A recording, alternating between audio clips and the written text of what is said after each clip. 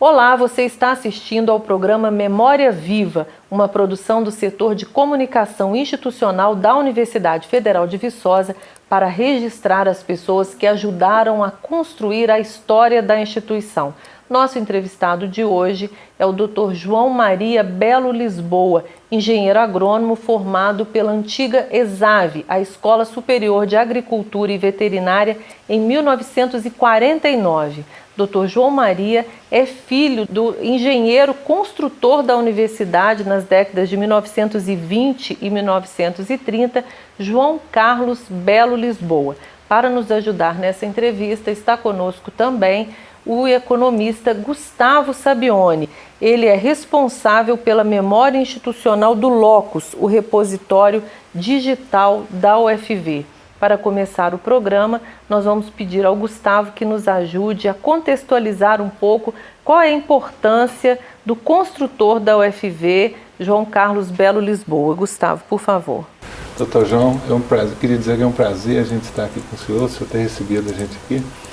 E falar do Dr. João Carlos Belo Lisboa é muito importante, e ele nada mais do que dos três personagens mais importantes da história da universidade. O presidente Bernardes, o Dr. P.H. Rolfs e Belo Lisboa são, sem dúvida nenhuma, vão ser sempre as pessoas mais importantes que passaram na história da universidade. E o Dr. João Carlos é uma pessoa especial em tudo que a gente pesquisa, em tudo que a gente já estudou. Um engenheiro muito novo, né? Chegado em 1922, logo que chegou como engenheiro auxiliar, logo em seguida tornou-se engenheiro-chefe das obras de construção da ESAV, e no período de 22 e 26 ele construiu aquilo que é a célula máter da nossa escola. O prédio principal, a residência do diretor, os alojamentos, as 10 casas de professores originais, os abrigos rurais, os departamentos, as estações experimentais, as avenidas do campus da universidade, as instalações hidráulicas, as instalações elétricas, tudo foi feito por ele.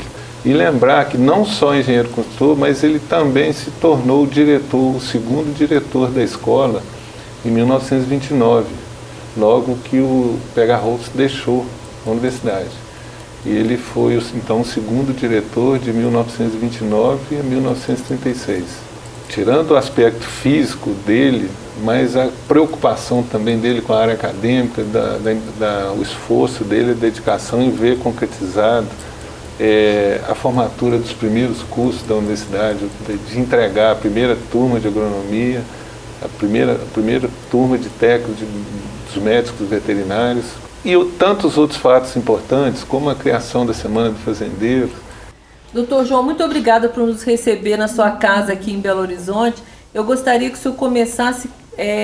O senhor nasceu em Viçosa, nos contando essa história. O senhor nasceu em Viçosa e ficou lá até quando? O que o senhor lembra da ESAV na época que o senhor era pequeno? Primeiramente, é um prazer muito grande recebê-los.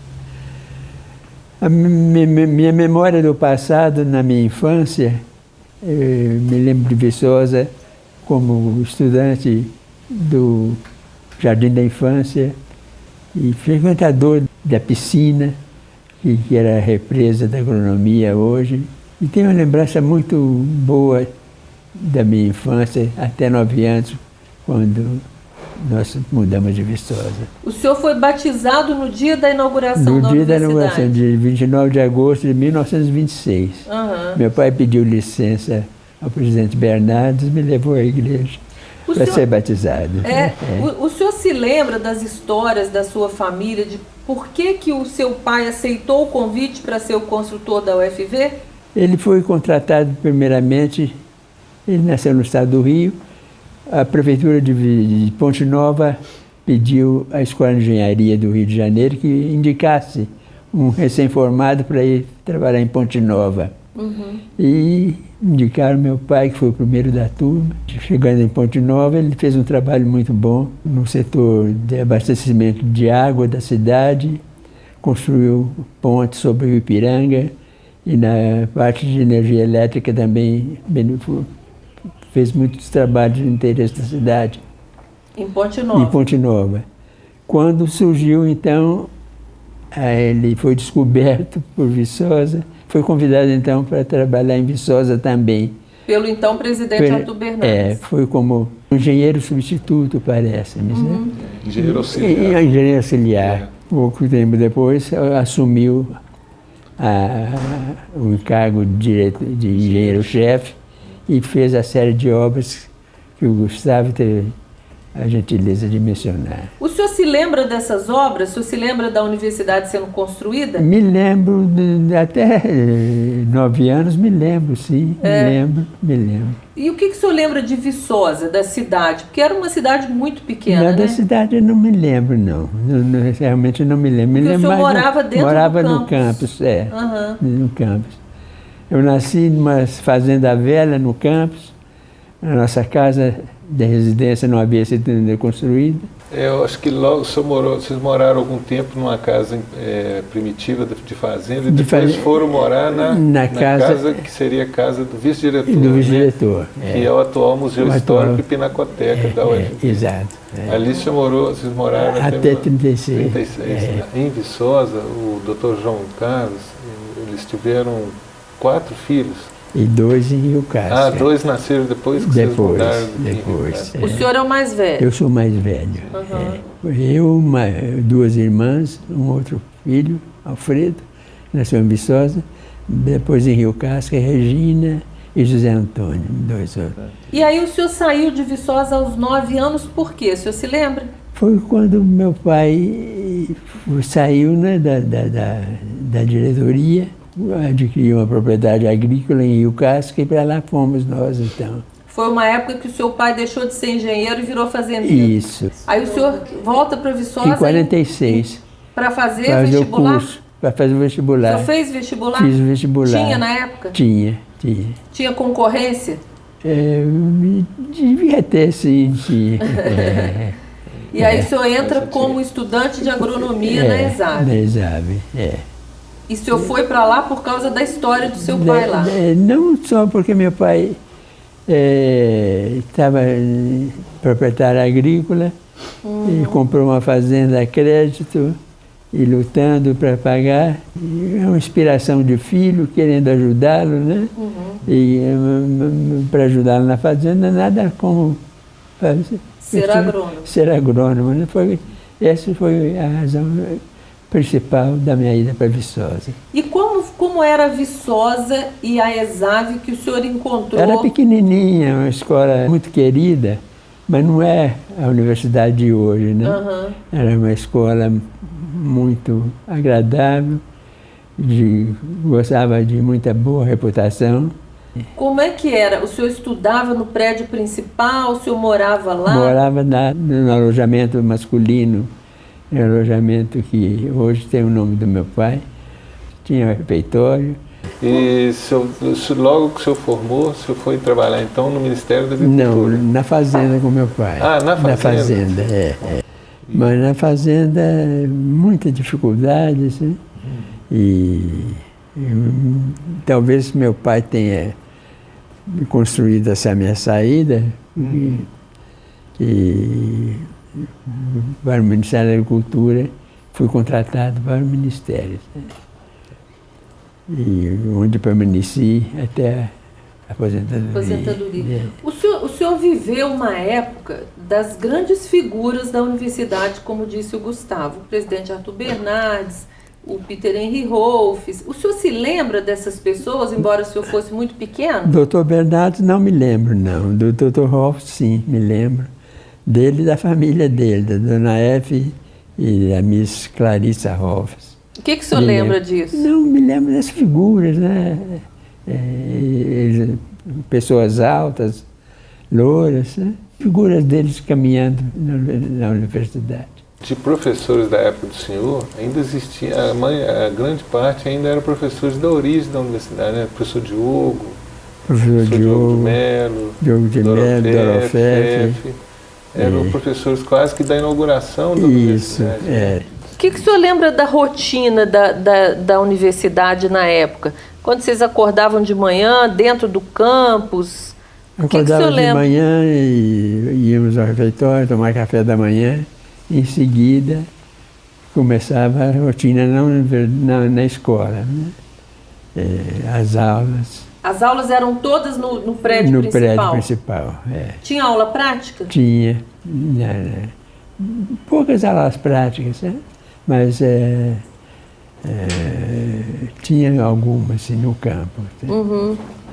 De Viçosa, na sua época de estudante, o senhor também não lembra muita coisa, né? O senhor convivia pouco com a cidade? Pouco. As pessoas não namoravam na cidade, faziam compra na cidade? Faziam, mas pouca coisa. Né? Uma historiazinha que causou o meu apelido de calouro. Eu era agraciado com os pacotinhos de biscoito pela dona Germana, que era encarregada do refeitório da universidade, que, naturalmente, pela amizade que teve com meu pai, havendo sido admitida por ele nesse trabalho, me dava de vez em quando uns pacotinhos de biscoitos, né? E, naturalmente, pela simpatia que teve com a família. E aí o senhor tinha esse apelido de biscoito? Os colegas descobriram isso e puseram apelido de biscoito. A sua turma tinha nome? Não tinha não. Não tinha não. O senhor tinha alguma deferência especial por ser filho de quem era na época que o senhor era estudante? Não, né? Não. Talvez seu pai nem gostasse disso. Eu mesmo me sentia constrangido. A obrigação de dar o exemplo. Né? Só o fato de ter sido filho, eu já achava um privilégio. Então eu não queria nada mais, não. O seu pai esteve em Viçosa na época que o senhor era estudante? Ele ia anualmente a Viçosa, não é? Semana do Fazendeiro, ele nunca perdeu a Semana do Fazendeiro. Nunca perdeu, ele ia todo ano. O senhor se formou em 1949. Foi. E em 1949, né, Gustavo, que passou a ser URENG.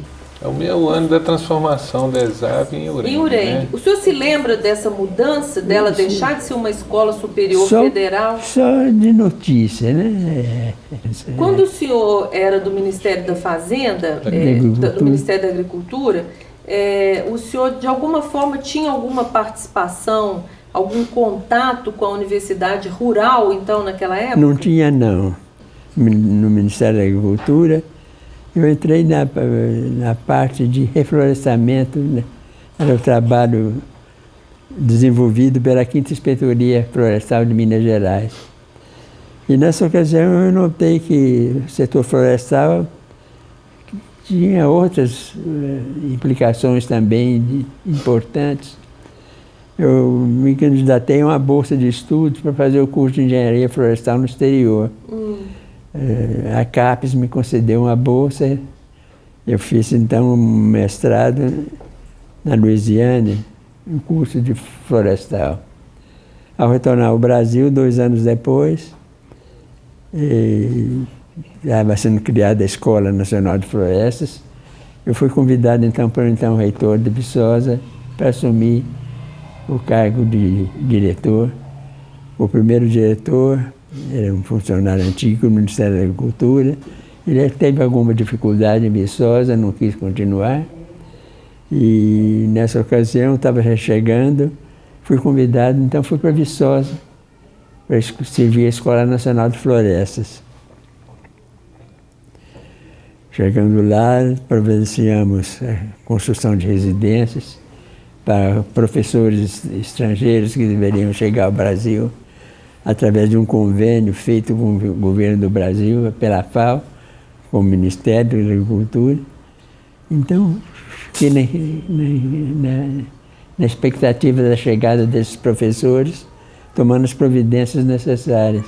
Eram os primeiros professores estrangeiros a chegar em Viçosa? Da Escola Nacional de Florestas eram, sim, eram os primeiros. Na época que o senhor era estudante, tinha professores estrangeiros lá? Não tinha não. Não, né? Não. Esses que chegaram para a Escola de Floresta, quem eram, o senhor lembra? De memória não estou lembrando. Foram 12 professores estrangeiros que vieram. De que país? Da Alemanha, da Holanda, da Espanha, de Portugal. O diretor estrangeiro, o diretor da FAO, era alemão. Spider, o nome, Dr. Spider. Mas ficaram um pouco tempo em Viçosa, porque não tomaram informação da existência de Curitiba no Brasil, onde a colônia de colonos alemães, estrangeiros, europeus era grande, e onde também era o berço do pinho, da madeira pinho do Paraná, e acharam que, julgaram que o Paraná seria mais adequado para abrigar a escola de floresta. Iniciaram então um movimento para a saída da escola de Viçosa para Curitiba. Sabe? O senhor acha que eles tiveram dificuldade de adaptação por lá ser pequeno, por não eu ser acredito que sim, isso com... nunca apareceu claramente não, mas eu acredito que sim. Acredito que sim. Essa talvez tenha sido a razão principal da transferência da escola. Uma dificuldade de adaptação dos estrangeiros. Eu acredito que sim. E a língua? Também, né? Como é que era? Como é que fazia? Tinha intérpretes, tinha tradutores, o alemão, por exemplo, tinha. As aulas eram dadas em alemão com intérpretes? O senhor era diretor da escola, isso era um problema? Mas era um problema, né? Era um problema assim. Quando a Escola Nacional de Floresta saiu para Curitiba, o senhor ainda era diretor? Eu fui diretor e houve um movimento, então, intenso para a transferência da escola, inclusive com participação dos estudantes, influenciados pelos professores estrangeiros, acredito. Até que veio o diretor da FAO, veio ao Brasil para resolver o problema de Viçosa, da escola. Esse do doutor Osara, se eu não me engano o nome desse diretor da FAO, teve contato com o reitor em Viçosa. Não sei se ele conseguiu falar com o governador Magalhães Pinto na época, e foi falar também com o ministro da Agricultura, onde ele deve ter exposto as razões dele. O fato é que o ministro me convocou, dizendo que a escola precisava sair de Viçosa, senão ele ia sair do Brasil. Que essa havia sido a comunicação da FAO. Foi quando o doutor José Hermílio de Moraes me determinou a transferência da escola. Eu fiz, cumprindo a missão dele, a ordem dele. Mas chegando ao Paraná, me senti que não ia poder servir a escola como eu pretendia. Eu me afastei e voltei. Aí o senhor voltou? Voltei para Belo Horizonte. Para o Ministério. Para o Ministério. O senhor ficou muito triste com isso, com a saída? Fiquei Viçosa, fiquei triste, sim. Fui forçado a fazer a mudança. Então, fiquei triste que eu pedi demissão, né? Isso aí. Mas chegando... Deixa eu só fazer uma pergunta para o senhor antes. Por que a FAO quis criar uma universidade, uma escola de floresta em Viçosa? Qual era a relação, no Brasil, qual era a relação da FAO? A intenção foi do governo brasileiro. O Ministério da Agricultura, através de funcionários, agrônomos, profissionais do serviço florestal, pleitearam esse convênio com a FAO. Era uma escola nacional.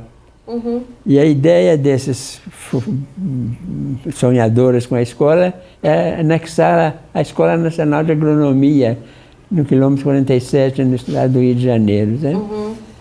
Mas, na ocasião, o presidente da República, Juscelino, eu ouvi dizer que Juscelino é que forçou a ida para Viçosa, sabe? Entendi. Por ser mineiro, né? Então, eu não tenho provas disso, mas o que foi comentado na época foi isso. Porque ele havia forçado, se viesse, a escola tinha que ser em Viçosa e não no Rio. E por isso que ela veio para Viçosa, sabe? O senhor que era, na época, um engenheiro agrônomo e lidava com uma fazenda, o que justificava a criação de uma escola de floresta meio que uma separação da agronomia. Por quê? Tinha demanda? Tinha muitas florestas, uma exploração florestal? É um curso importante. Nós temos a cobertura florestal da Amazônica, não tem a cobertura florestal da Mata Atlântica. É importante, sim, esse curso. Esse curso, tanto é que existe em outros países. A ida para Viçosa tornou-se problemática também por ser uma universidade estadual. E acho que havia um certo conflito entre a administração estadual e a administração federal. Questão financeira, por exemplo. Eu acho que foi importante disso. Eu argumentava em Viçosa que eles terem a paciência, que acho que o futuro da Universidade de Viçosa seria a federalização também, que a Escola de Floresta seria o primeiro passo para isso, e que eles admitissem uma escola federal lá, mesmo seguindo, talvez, regras distintas da Universidade Estadual, mas era uma exceção para abrigar a Escola de Floresta. Mas os estrangeiros acharam realmente que, por outras razões, como eu já mencionei, forçaram a saída de Viçosa para o Paraná. Então eram administrações diferentes, uma federal, outra estadual. Estadual, é. Essa acho que foi uma das razões que levaram o primeiro diretor, Paulo de Souza, a ter dificuldades. Acho que, não sei os problemas que ele teve, mas acredito que em parte foi por isso. Entendi. Foi quando eu fui pedir paciência para ter as duas administrações separadas, para poder manter a escola, né? Quem que era o diretor da URENG na época? Foi o Geraldo Machado, Geraldo Domingos Machado, Geraldo Machado. O senhor e ele tinham uma convivência boa? Não, ele deve ter tido notícia do meu regresso do exterior e me convidou. Foi ele que convidou? Foi ele que me convidou. Entendi. Foi ele que me convidou. E quando eu saí de Viçosa e retornei a Belo Horizonte, fui convidado pelo ministro Hugo de Almeida Leme para assumir a diretoria no Brasil todo, do Departamento de Recursos Naturais Renováveis. Mas o carinho com Viçosa, com a Escola de Floresta, nunca deixou de ter. Eu fui paraninfo da primeira turma dos formandos do Paraná. Me convidaram sempre. Eu vou pedir sua ajuda, Gustavo, para retomar essa história da Escola de Floresta. Ela foi para Curitiba, mas ela persistiu em Viçosa. Como é que foi isso? E essa ida dela para Curitiba foi em 63. 63. No ano de 63. Mas imediatamente após a saída dela, acho que houve um empenho muito grande do professor Arlindo, com o reitor da URENG na época, parece o professor Flammarion, junto ao governador Magalhães Pinto, de criar em Viçosa novamente uma escola de superior de florestas, o que foi feito em maio de 63. Então não houve interrupção? Houve uma pequena interrupção, mas os alunos foram convidados, alguns alunos foram convidados a retornar em Viçosa e os que tinham sido admitidos pelo vestibular, que permanecessem em Viçosa.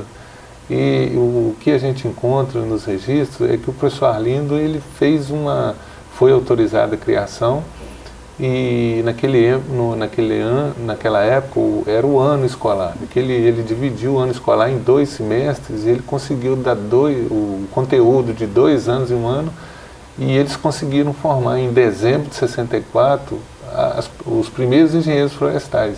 A formatura de Curitiba, que parece que foi no dia 8 de dezembro, e em Viçosa foi no dia 15 de dezembro. Tanto que essas turmas, apesar de ter formado uma turma em Curitiba e outra em Viçosa, eles praticamente se consideram a mesma turma de dia, porque 2/3 dos cursos eles fizeram juntos, né? Então eles consideram a turma. Nos quinquênios de comemoração de aniversário, eles se juntam, é interessante. O senhor deve ter participado desses encontros, né? Sim, 50 anos, acho que eu lembro do senhor em Viçosa.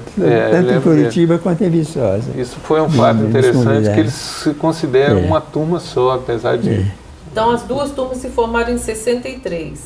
64. Dezembro de 63 foi quando a escola foi saiu. transferida. Então deve ter sido um semestre só de interrupção e retomou. Isso, né? Pelo mérito do professor Arlindo. O esforço dele, né, junto ao governador, né, o diretor da ESA, o reitor da URENG, esse esforço de criar imediatamente uma escola aqui para não perder a engenharia florestal em Viçosa. Né? E aí lá era uma escola da URENG. Era um curso ela oferecido pela nasceu URENG. porque a URENG tinha duas escolas, superior de agricultura, superior de economia doméstica, tinha escola de veterinária na época, e também cria-se então a Escola Superior de Florestas, né? A quarta escola da Universidade da URENG. Que continuou como um curso normal, depois Continuou, da criou o federalização. curso logo na sequência. Eles já criaram a pós-graduação, veio a pós-graduação em Engenharia Florestal, né? E a escola foi até 1978, quando ela foi transformada na reestruturação acadêmica da universidade, criaram os 4 centros de ciências e a escola se tornou um departamento do Centro de Ciências Agrárias. Né? Departamento de Engenharia Florestal. O senhor continuou acompanhando a história da universidade depois que o senhor foi para Brasília? A nossa turma sempre foi muito unida. Nós nos reunimos anualmente. Ah, é? Anualmente a nossa turma de 49 se reunia. E de 5 anos em Viçosa. A gente acompanhava assim, de longe, né? Acompanhávamos assim. O senhor ia a Viçosa, então, a cada 5 anos? Íamos, E a cada ano nós elegíamos um lugar de encontro. Então, quando o senhor se formou, já existia essa tradição do encontro anual? Já. Isso, uma tradição de mais de 80 anos. A gente não pode deixar de registrar aqui a criação da Associação dos Alunos do Doutor, mais uma criação do Dr. João Carlos Belos Boa. Né? Foi seu pai que criou. Em 1935. Outra criação dele foi o mês feminino. O mês feminino também. Que antecipou a escola de economia doméstica, né? Exato. Na época que o senhor era estudante, só tinha homens na UFV? Não, existiam algumas mulheres também. Que faziam agronomia? Ah, é? O senhor se lembra de alguém? Mesmo a nossa turma tinha uma estudante. O senhor lembra o nome dela? Não lembro não. Que era bem raro mulheres bem raro, estudarem, né? Na época. E aí esse mês feminino, o senhor se lembra disso? Me lembro. Como é que era? Não, eu me lembro da existência, né? Todo ano tinha? Todo ano tinha uma reunião. Eu não sei quem participava, mas era senhoras, donas de casa. O mês feminino ele foi realizado acho que 33, 34, 35.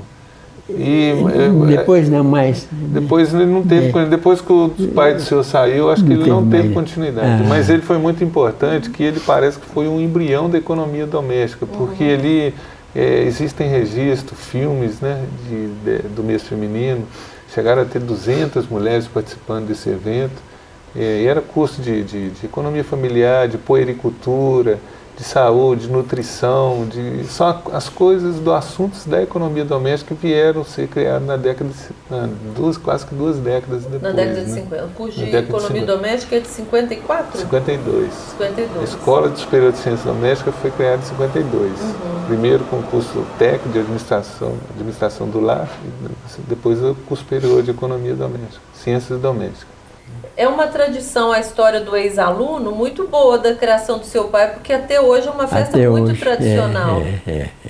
O senhor lembra quantas vezes o senhor foi a Viçosa para essa festa? Muitas vezes. Era um reencontro bom? Muito, ótimo, sempre foi. Os seus colegas eram 20 e poucos que eram se formaram 20 e poucos, com o senhor. Alguns ficaram na universidade como professor? Só o Braga. O Braga? Professor Zé Mário Braga. O senhor está com quantos anos? 90. 90 anos. Mesma idade da universidade. 90 anos. E a Semana do Fazendeiro? Também é uma criação dele. O que o senhor lembra disso? Me lembro da chegada dos fazendeiros, né? Movimento na escola. Quando pequeno? Quando pequeno, E quando grande, já formado... O senhor ia? Não, eu nunca fui, não. Mas tinha notícia, né? Mas na época que o senhor era estudante, o senhor acompanhava? Acompanhava, Era importante para os fazendeiros? Muito. Semana do Fazendeiro foi criada em que ano? Em 29. Em 29, 3 anos depois da inauguração da UFV, da ESAV, né? Da ESAV, Também uma tradição ininterrupta, né? É ininterrupta. Tem, doutor João, existem registros de já nos anos 30 e 40, participação de mais de 1000 fazendeiros. Então, naquela época, reunir 1000 fazendeiros em Viçosa é uma magia, uma coisa que só aparece mesmo, né? São coisas que acontecem em Viçosa que não é difícil de explicar. Isso em outra instituição do mesmo tamanho. As pessoas buscavam conhecimento e tinham onde encontrar, né? Tinha quem oferecesse, né? Exato. E eu acho que o Dr. João Carlos, ele criou aqueles mecanismos de divulgação, de mandar notícia para o jornal, sempre nos jornais, né? As notícias chegavam nos jornais, a universidade virava notícia, os jornais iam a Viçosa atrás disso aqui. Que escola é essa que foi criada? O que ela tem tão diferente?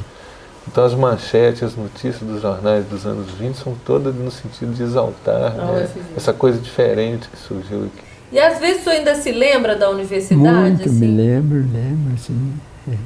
Com carinho? Com carinho, sim. Foi um tempo muito gostoso, né? Tanto a nossa turma se reunia anualmente mesmo. Deixamos de reunir há uns 4 anos só. Esse é o verdadeiro espírito exaviano, É o verdadeiro né? espírito, O que é o espírito exaviano? É supor que existe uma energia superior para a realização do bem, do justo, do ético, do eficiente. É o inspirador do bem, sabe? Coisa bacana. E o senhor acha que isso existia dentro da universidade e favorecia esse muito forte. Tudo que era rotulado como bem era inspiração do espírito, sabe? O espírito exaviano. O espírito exaviano. Isso influenciava a formação. Muito. Tanto quanto a formação Atribuímos tudo de bom ao espírito. Tudo de bom, Isso tinha a ver com ética também. Tudo. Ética, direito. Isso era uma coisa incentivada pelos diretores, pelos professores, ou era uma coisa já da universidade? Eu não sei se foi inspiração. Eu tenho a impressão que foi inspiração do meu pai, né?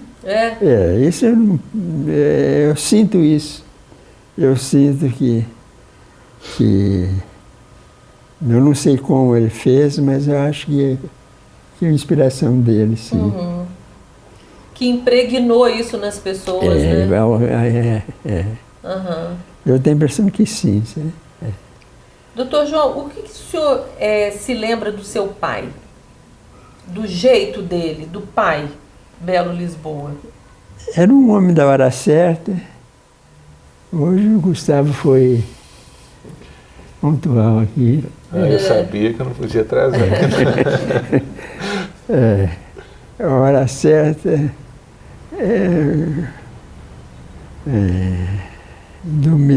fazer da melhor forma, certo? Essas coisas boas, assim. Ele era um pai rigoroso, severo? Eu acho que sim, Eu nunca tive essa severidade dele, não, mas ele era severo, sim. Porque conduzir a construção de uma universidade, o Gustavo estava me contando agora há pouco que a universidade foi construída por mais ou menos 400 pessoas, 400 funcionários, todos vindos ali da região de Viçosa, pessoas assim, sem muita formação para isso, né? Numa época que era quase assim, já com resquício de escravidão, né? 1920, tudo muito recente ainda. Precisava de uma mão firme, né? Ele tinha mão firme, sim. Tinha. Enérgico. Os registros constam que 94% de analfabetos, os funcionários, o índice de verminose muito alto. Ele combateu isso em 6 anos, ele praticamente erradicou. Criou escolas noturnas, a alfabetização dos operários. Ele era um educador nascença. Eram escolas para os funcionários. A escola quase noturna. Todos analfabetos. Os trabalhadores que de dia estavam trabalhando, mas tinha oportunidade de estudar à noite, por iniciativa do meu pai, né? Que deu as escolas noturnas, para que eles pudessem. O senhor falou do espírito exaviano, que tem muito a ver com ética, com compromisso, essa coisa da universidade, da saudade. Mas a universidade também tem uma característica muito forte, que é a cultura científica, né? A universidade zela muito por isso, tem uma tradição de pesquisa, de ciência. Onde o senhor enxerga o seu pai nisso? Eu posso ajudar, sim. Pode. Porque a escola nasceu com essa trilogia do ensino, pesquisa da pesquisa e da extensão. E eu acho que ele abraçou essa causa da pesquisa e levou isso a muito sério, a extensão e a pesquisa, além do ensino, né? Na criação desse Semana Fazendeira. A extensão, esse Semana Fazendeira Os próprios professores daqui que já saíram, nos anos 30, já saíram para ir para o exterior, buscar o mestrado. Isso é uma coisa inovadora no Brasil nos anos 30, isso não existia em outra universidade.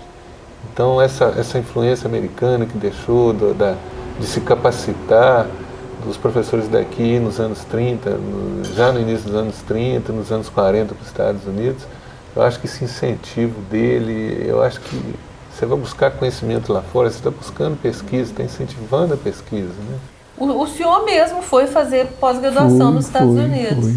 Tinha influência do seu pai? Ele incentivava isso? Não, só um exemplo, né, de professores meus indo, e eu segui também esse exemplo. Né? Seu pai chegou a ser professor da universidade? Foi. Foi professor de engenharia rural, né? Engenharia rural. Engenharia rural. Eu acho que a gente não podia deixar de registrar aqui a criação da Associação dos Alunos, né?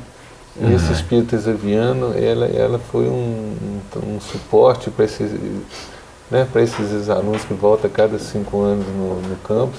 Esse ano a associação comemorou 81 anos de existência, de reuniões ininterruptas, e sempre naquela assembleia que o senhor já participou, aquele momento ali de emoção, cada um levando, pessoas lá com seus 80, 90 anos, e falar da alegria, de voltar, de hoje poder falar que lá formaram o filho, o neto, netos formando lá, estão na terceira geração de filhos formando ali. É uma coisa muito bacana. O senhor se lembra do que as pessoas diziam da universidade naquela época?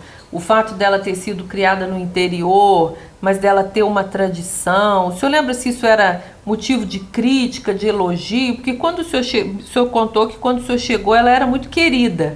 Por que ela era querida? Eu acho que é uma magia do espírito exaviano, de quem estudou aqui. O carinho para a universidade é uma coisa... Eu acho que o fato de ser uma escola onde você morou no alojamento, você morava, tudo funcionava ali perto, a proximidade dos alunos, né, a convivência dos alunos era algo diferente. Era como uma família. Era uma família, isso mesmo.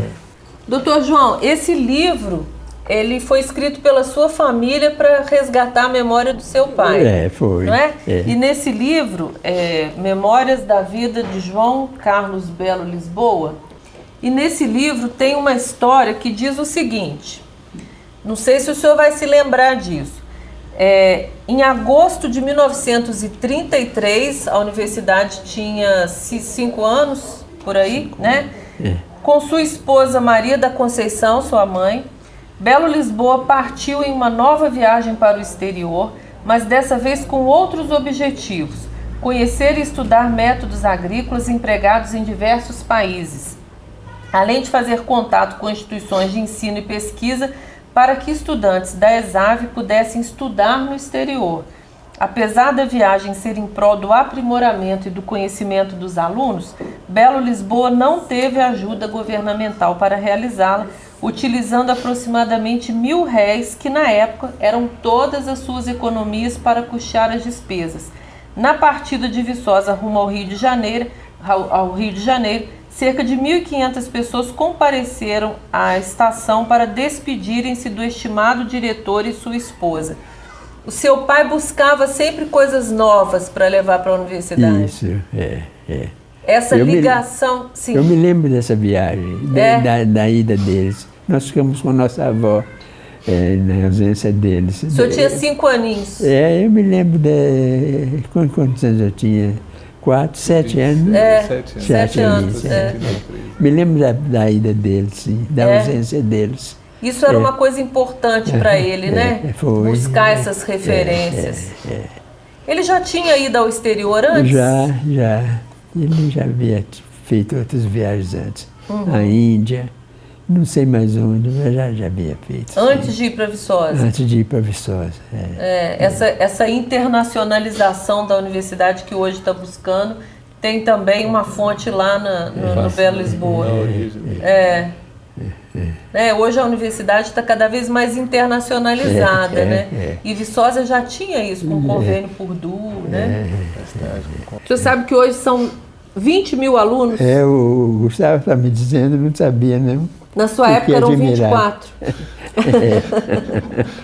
Multiplicou por 1.090 anos, né?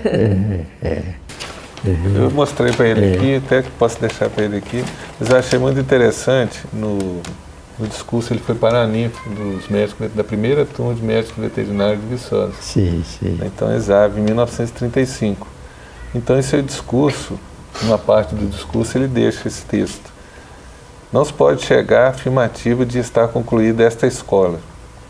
Instituições do vulto desta nunca se concluem, por terem de se conservar ativas na evolução que deve ser sempre progressiva. Seria prejudicial conservar-se indefinidamente os mesmos dirigentes se não satisfazem. Conservarem-se nos altos postos do ensino os mesmos professores que não se esforçassem pelo progresso científico de suas especialidades. Ou por outro motivo grave, não se reformarem os laboratórios, adquirindo material moderno, manterem-se as mesmas edificações, etc. Concluamos, pois, que está realizada a escola, mas concluída não. Não se concluirá jamais. Então, é uma frase de um visionário. Verdade. Isso que a gente está falando de 20 mil alunos, parece que ele enxergava isso, né? Doutor João, muito obrigada pela sua entrevista, muito obrigada por nos receber aqui na sua casa. Foi um prazer conhecer o senhor e eu tenho certeza que esse programa vai servir para muita gente na universidade. Nós temos lá agora um curso de História, pessoas que estão interessadas em conhecer um pouco da história. O senhor deu uma grande contribuição para isso. Muito obrigado. Esse programa vai ficar no Locus, no repositório da memória institucional da universidade, né? Juntamente com esse livro que também está na biblioteca. Então, uma série de coisas que a gente ainda consegue, né?